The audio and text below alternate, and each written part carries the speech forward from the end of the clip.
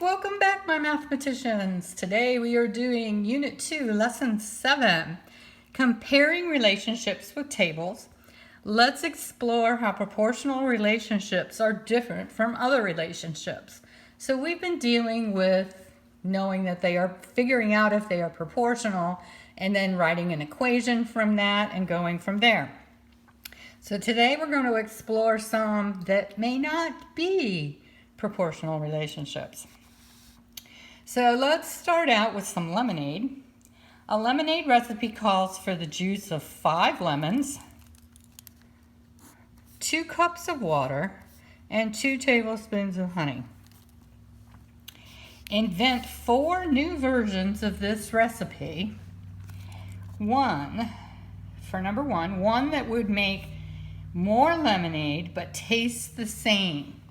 So we want it to have the same proportional relationship so it tastes the same, but we want to make more of it.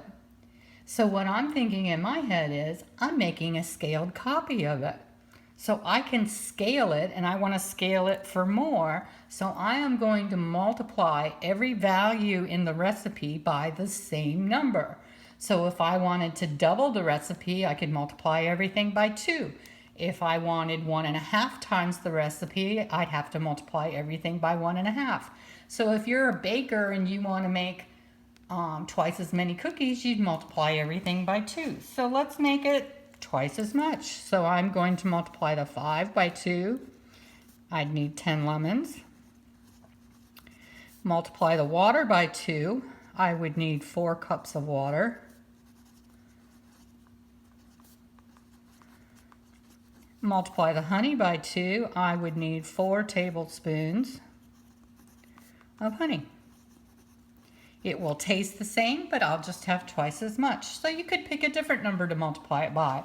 We're making a scaled copy of it. Nothing new there. All right, one that would make less lemonade but taste the same. Oh, well, we're making another scaled copy, but we're making it smaller. So we want a scale factor that is less than 1. So let's say we want to make, what do we want to make? I want to make 1/5 as much. I only have 1 lemon. So how much water would I need? Well, I would take 2 cups, multiply it by 1/5 because I'm making 1/5 as much. Changing both the fractions, multiply straight across. I would need 2/5 cups of water. Then for the honey, that's 2 tablespoons, so I'm going to multiply that by 1/5 as well. I would need 2/5 tablespoons of honey. It'll taste the same, but I'll just have 1/5 as much. All right, one that would have a stronger lemon taste. Well, what would make it have more of a lemon taste? Putting more lemons in it. So could I just take my original recipe and say, I'm going to put 10 lemons in it, but I'm going to keep 2 cups of water, and I'm going to keep 2 tablespoons of honey. Is it going to taste more lemony? Oh yeah, it will. Okay, you could have come up with something else. Could you have kept it 5 lemons and then reduced those? Yes, you could have. All right, one that would have a weaker lemon taste than the original. Well, a weaker lemon taste. What if I kept it 5 lemons, but I put 4 cups of water and 1 tablespoon of honey? Is it going to taste weaker of lemon? Probably, and especially if I kept this at 2 tablespoons. Okay, it would be about the same, it would have the same sweetener in it, but the 5 lemons would make it taste, no, the 4 cups of water is going to make it taste weaker. All right, we're going to the state park. I hope some of you have been to a state park before. My favorite one was probably, I like the Grand Canyon. Entrance to a state park costs $6 per vehicle and $2 per person in the vehicle. How much would it cost for a car with 2 people to enter the park? So if you think about it, we got this car, and this layer's going to draw a funky little car. Okay, there's a silly little car. It costs $6 for the car to get in. Then each person, like my drawing? Told you I was a terrible artist. Each person is going to cost $2 to get in. So the total cost to get into the park is going to be 6 plus 2 plus 2. So it's going to cost me $10 to get into the park. Well, let's say I have 4 people. So I'm going to have $6 for the car plus $2 times 4 people. And that's going to end up costing me 2 times 4 is 8. 8 plus 6 is 14. It's going to cost $14 to get into the into the park.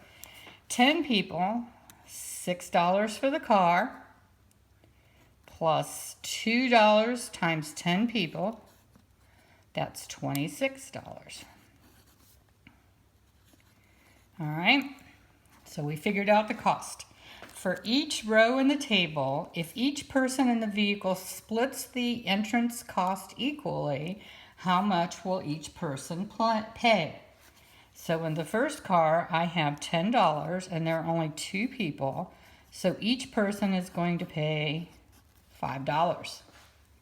In the second car, it costs $14 to get in, but 4 people are splitting that cost. It costs them $3.50 each to get into the park.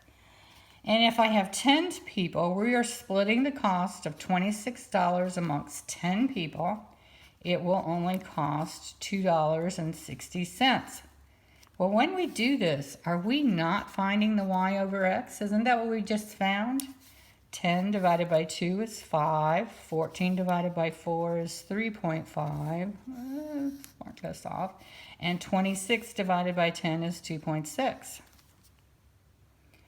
Is it a proportional relationship? No.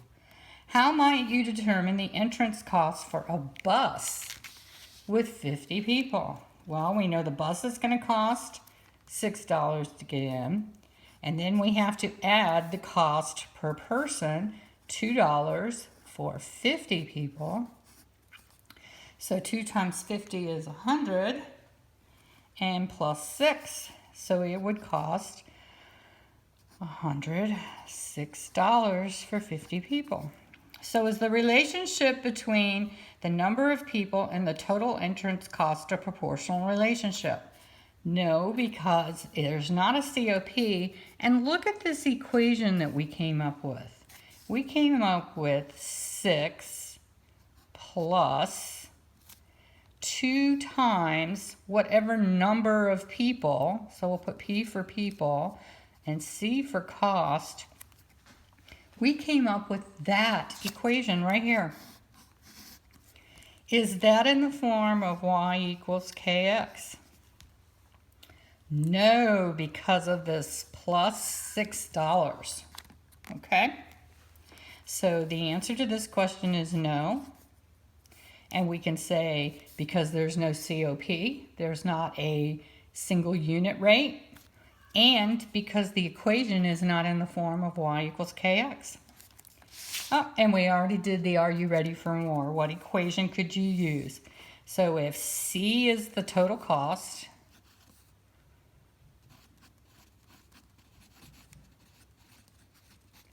and P is the number of people, this would be our equation. The total cost equals $6 plus 2 times the number of people, which is exactly what I did up here, even with my silly little picture. 6 plus 2 times 2, and that equaled 10. All right. Now we're going to look at Han and Claire. You remember them. They're running some laps around the track, and the coach recorded their times at the end of lap 2, 4, 6, and 8. All right. Han's run, Claire's run. Is Han running at a constant pace? Is Claire? How do you know? Constant pace would mean there's a COP. It's proportional. How do we find the COP? By doing y over x. And they gave us a place here to do it. All right.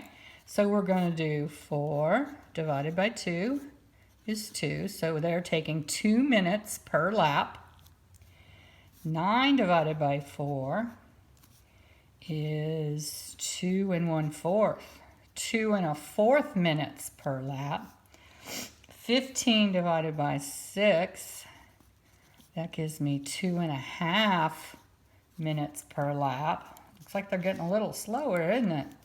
And then 8 laps took her 23 minutes total. 23 divided by 8 is 2 7/8 minutes per lap. So is Han running at a constant speed? No, he's getting slower the more laps he does. All right, let's look at Claire. This is our same y over x, where this is x and this is y. 5 over 2 gives me 2.5 or 2 1/2. 10 over 4 gives me 2 1/2. Or 2.5 if you did it in your calculator. 15 divided by 6 gives me 2 1/2. 20 divided by 8 gives me 2 1/2. So is Claire running at a constant speed? For what we see in the table, yes, she is. Do we know that the next 10, if at 10 laps, if she runs 2 more laps, is she still going to be at 2 1/2? We don't know that for sure, but we can say based off of the table here, during this time, she was running at a constant speed. Now, it's slightly different than what we've been talking about in the past, because now we're talking about running, okay? Write an equation for the relationship between distance and time for anyone who is running at a constant pace.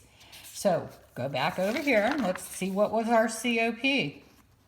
Our COP is 2 1/2, or we could say 2.5. I don't care either way you want to write it. They mean the same thing. They have the same value. Remember, the equation is going to be in the form of y equals kx. Well, this time let's just leave y and x. So y equals 2.5x. Now you got to tell me what y represents. So y is, let's see, y is time in minutes.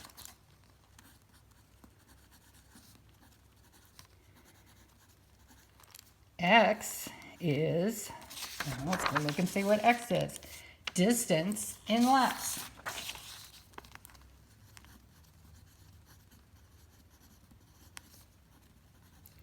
Could we have used different letters? Yes. Could I have used M and T?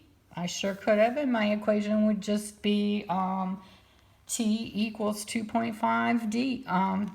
D for distance. All right? Okay, so for the summary, here are the prices for some smoothies at 2 different shops. We have Smoothie Shop A. They have found our y over x right here.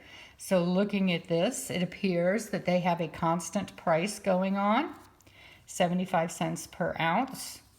But at Smoothie Shop B, we don't have a constant price going on. So for Smoothie Shop A, we could write the equation as P, where P represents the price in dollars and S represents the size in ounces, as P equals 75 hundredths S.